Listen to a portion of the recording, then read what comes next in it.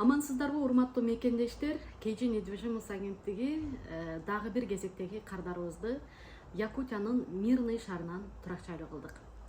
Кардарыбыз телефон аркылуу байланышып, өзүнүн расмий түрдө иштегени жөнүндө, эч кандай кредит албагандыгы жөнүндө, ипотекага албасак, биз жашап жаткан квартира сатылып жатат, эжеке жардам бере аласызбы деп кайрылган болчу.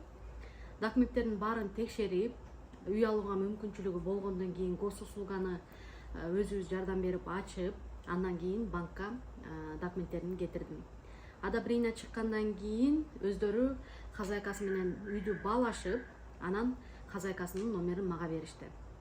Хозяйкасынын документтерин баардыгын алдым, сделка Якутский шаарында болору жөнүндө айттым, ал через нотариальный сделка болору жөнүндө да айттым.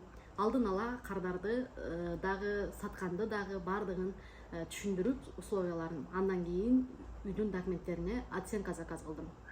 Оценка даяр болгондон кийин параллельно нотариус менен сүйлөшүп, нотариуска документтердин баарын жиберип, нотариус дагы согласовать этип, бизге договор куплю-продажаны жасап бергенден кийин банк менен согласовать этип, анан мен буларды сделкага чакырдым.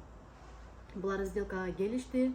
Биз бара алган жокпуз тилекке каршы, себеби аябай аралык алыс болгондуктан банктын менеджери кыжалат болбоо Самара баардыгын өзүм контролдоп өткөрөм деди.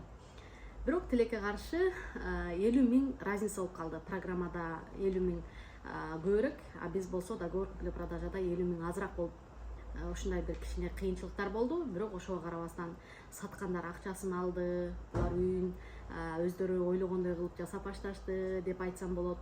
Кардарыбыз бир аз болсо дагы сүрдөп, кичине кыскача видео тартып жөнөтүптүр. Негизи биз кыргыз калкы билесиздер го, мактанганга аябай жокпуз.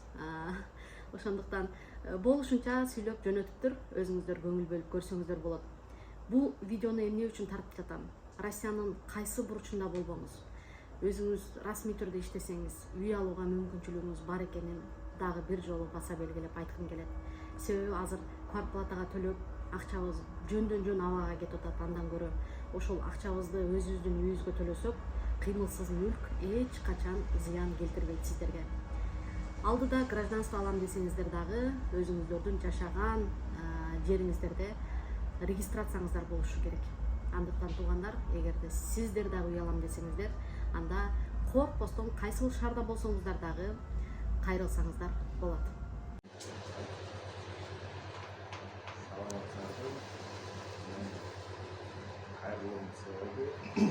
Самарада жазысы билдирем.